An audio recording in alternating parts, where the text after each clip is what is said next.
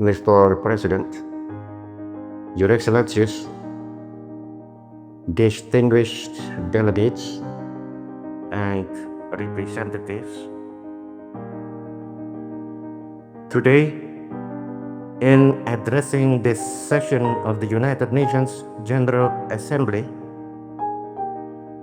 I feel oppressed by a great sense of responsibility. I feel a humility in speaking to this august gathering of wise and experienced statesmen from east and west, from the north and from the south, from old nations and from young nations, and from nations newly reawakened from a long sleep. I have prayed to the Almighty that my tongue will find those words which are adequate to express the feelings of my heart. And I have prayed also that these words will bring an echo from the hearts of those who listen.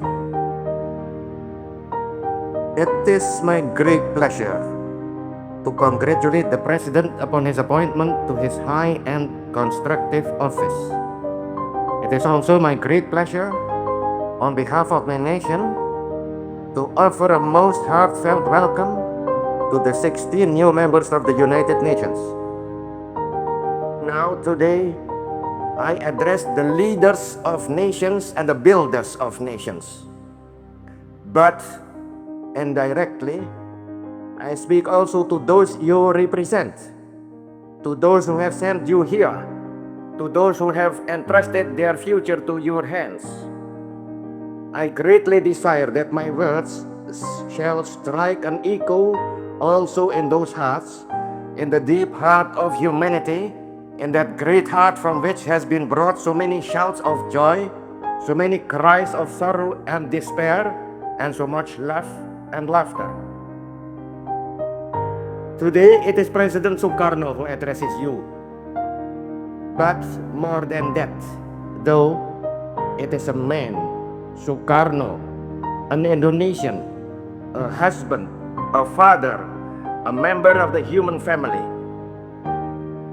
I speak to you on behalf of my people, those 92 million people of a distant and wide archipelago, those 92 million people who have lived a life of struggle and sacrifice, those 92 million people who have built a state upon the ruins of an empire. They and the people of Asia and Africa, of the American continent and the European continent and the people of the Australian continent, they are watching and listening and hoping. They see in this organization of the United Nations a hope for the future and a prospect of the present. The decision to attend this session of the General Assembly was not an easy one for me to take. My own nation faces many problems, and time to solve those problems is always short. However, this is perhaps the most important assembly yet held, and all of us have a responsibility to the rest of the world as well as to our own nations. None of us can escape this responsibility, and surely none wish to. I am very sure that the leaders of the younger and the reborn nations can make a very positive contribution to the solution of the many problems facing this organization and the world at large. Indeed, I am confident that man may once again say, the new world is called to redress the balance of the old.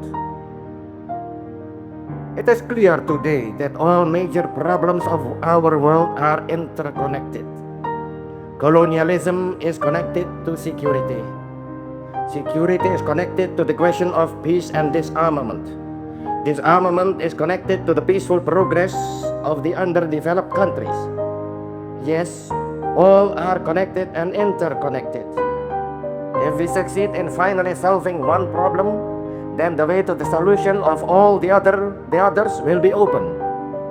If we succeed in solving, for example, the problem of disarmament, then the necessary funds will be available to assist those nations which so urgently need assistance.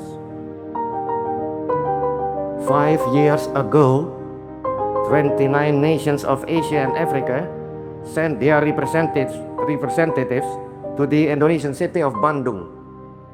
29 nations of Asia and Africa. Today, how many free peoples are there? I will not count them, but look around this chamber now. Then tell me whether I am right or not when I say that this is the time of the building of nations and the time of the emergence of nations.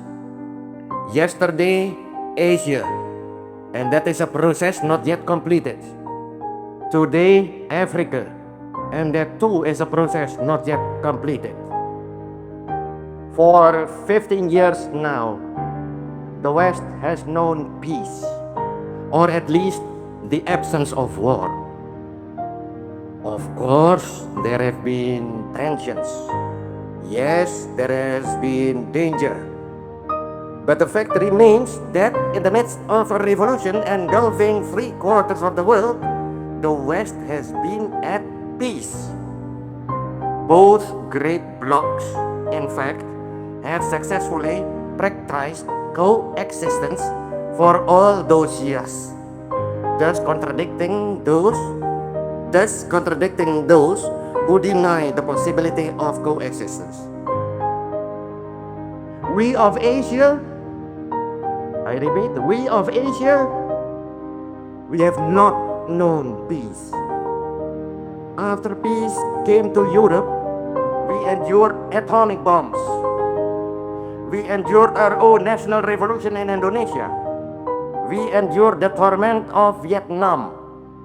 We suffered the torture of Korea. We still suffer the agony of Algeria. Is it now to be the turn of our African brothers? Are they to be tortured while our wounds are still unhealed? And yet, the West is still at peace. Do you wonder that we now demand respite from our torment? Do you wonder that now my voice is raised in protest? We, who were once voiceless, have demands and requirements. We have the right to be heard. We are not subject of barter, but living and virile nations with a role to play in this world and a contribution to make.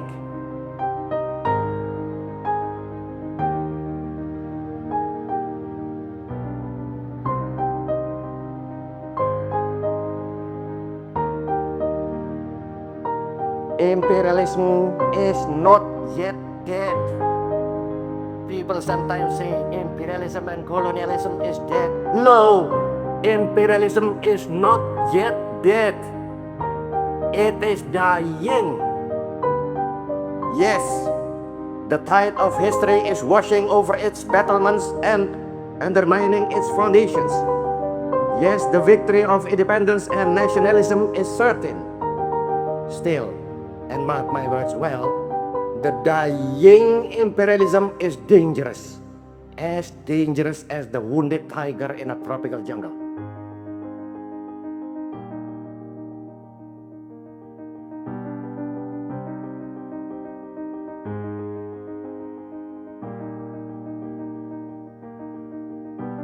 I tell you this, and I am conscious of speaking now for my Asian and African brothers.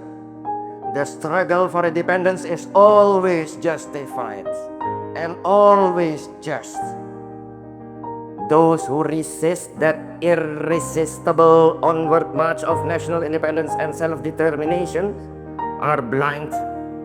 Those who seek to reverse what is irreversible are dangerous to themselves and to the world. Until these facts, and they are facts, are recognized, there will be no peace in this world and no release of tension. I appeal to you, please place the authority and the moral power of this organization of states behind those who struggle for freedom. Do that clearly, do that decisively, do that now, do that, and you will gain the full and wholehearted support of all men of goodwill. Do that now, and future generations will applaud you. I appeal to you, to all members of the United Nations, move with the tide of history. Do not try to stem that tide. Then it is the testing of those weapons. I know that there is scientific disagreement about the genetical effect of those tests. That disagreement, however, is in terms of the numbers affected. It is agreed that there are evil genetical effects. Have those who authorize the test ever seen the results of what they do? Have they looked at their own children and thought about those results? At the present time, the testing of nuclear weapons is suspended. Not, mark you well, not forbidden, but only suspended. Let that fact serve as a beginning then. Let that fact serve as the basis for prohibition of testing and then for real disarmament. Before leaving the subject of disarmament, I must make one more comment. To speak of disarmament is good. Seriously, to attempt the making of a disarmament agreement would be better. Best of all would be the implementation of an agreement on disarmament. However, let us be realistic.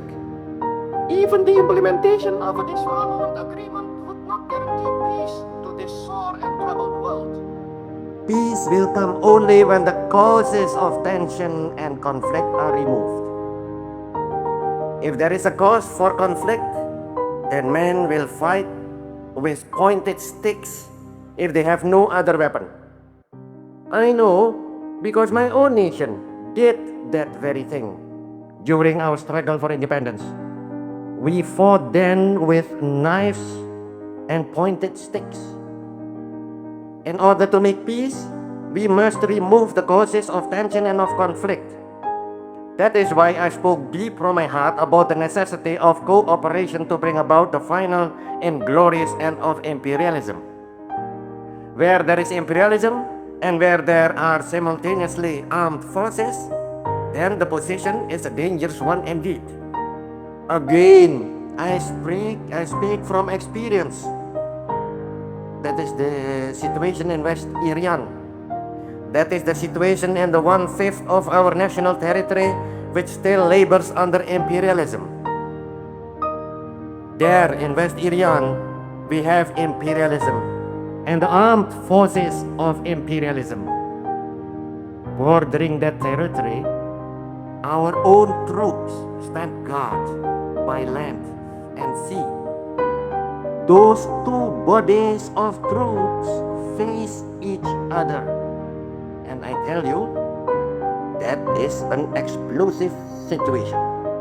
Very recently, those young and misguided troops who were in West Irian defending an outmoded conception were reinforced by an aircraft carrier, the Karl Dorman, from their remote homeland. I tell you that then the situation became positively dangerous. I tell you in all seriousness, the situation in West Irian is a dangerous situation, an explosive situation. It is a cause of tension and it is a threat to peace. General Nasution is not responsible for that. Our soldiers are not responsible for that. Soekarno is not responsible for that. Indonesia is not responsible for that. No.